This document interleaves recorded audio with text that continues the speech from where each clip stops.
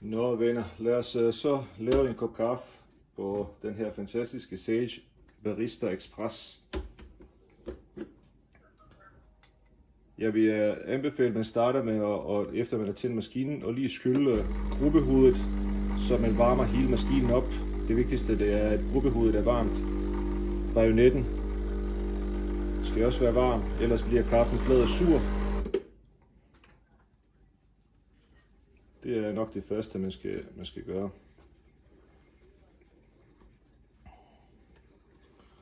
Og hvis alt går vel, så burde den her kværn, jeg har indstillet tiden på den og formalingsgraden, og den skulle gerne give mig 17 gram kaffe.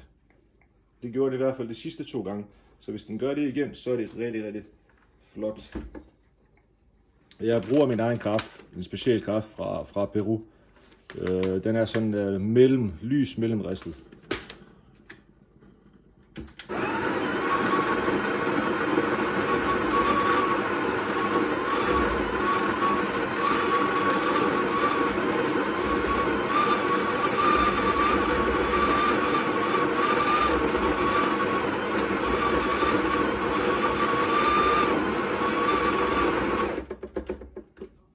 Og jeg har ikke nogen schmancy værktøjer til fordeling, så jeg vil bare gøre ligesom alle andre almindelige mennesker.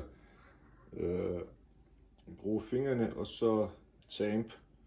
Og den giver 16,8 gram. Sidste gang der gav den 17, og før det gav den 17,1, så det er plus minus 0,23 gram, hvilket er helt acceptabelt faktisk, når man har indstillet tiden og formalingsgraden. Så nu vil jeg tabe.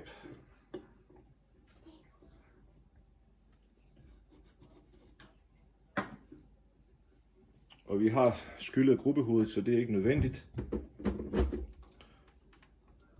Så jeg mangler faktisk at indstille min dobbeltshot knap.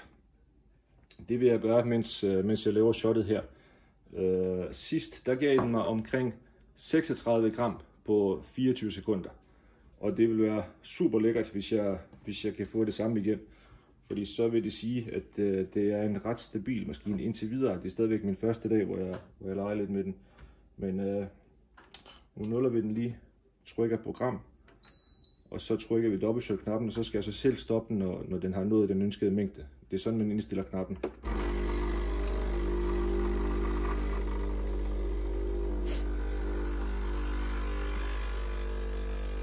Så er der gået 8-9 sekunder, så begynder den at løbe.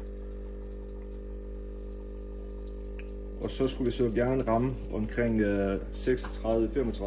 gram på det der 25-30 sekunder. Og den er ret højt op, jeg tror den er oppe i 12-13 bars tryk. Den er lidt langsommere end den sidste skud, så vi stopper den lige her. Den gav mig 39 gram på 33 sekunder.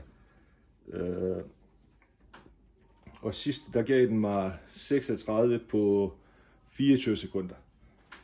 Jeg vil sige, at det her det er inden for det acceptable, fordi det er en lidt lysere kaffe, og den kan sagtens tåle at komme over de 30 sekunder.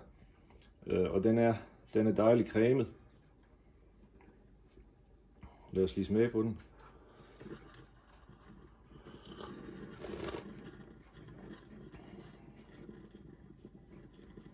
Og den smager også fint.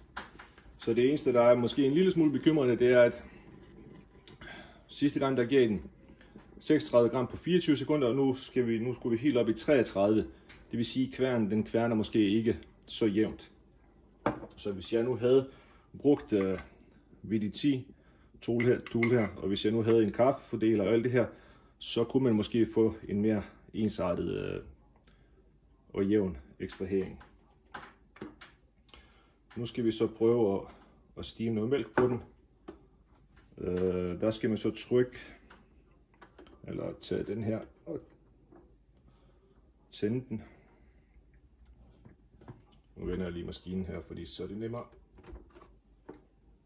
Så skal vi se, om man stadigvæk kan se den. Yes, kan man godt. Så begynder der at ske noget, så kommer der en damp. Når det sker, så slukker jeg lige, og så sætter jeg den ind med det samme, og så starter jeg stimeren igen med det samme.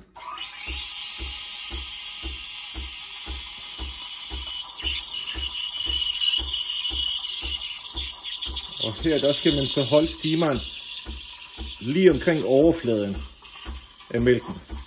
Og så skal man lige så stille og roligt sænke kanden for at introducere luft. Og når man ikke vil have mere luft, det vil jeg for eksempel ikke mere nu, så løfter jeg kanden stille og roligt, og nu kører mælken bare rundt og knækker de her bobler og laver det, der hedder microfoam. Når jeg så ikke kan røre kanden mere, så er den for varm, så har jeg den rigtige temperatur, så skal jeg slukke stimeren, og det er nu. Så er den lige af med det samme. Og den skal lige vende sig til stimeren, men den kan faktisk lave en ganske udmærket mælk. Nu laver jeg lige en flat white.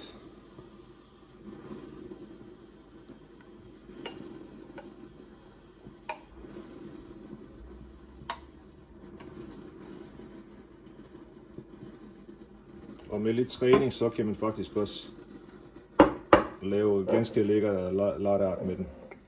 Men det er noget, man lige skal vende sig til.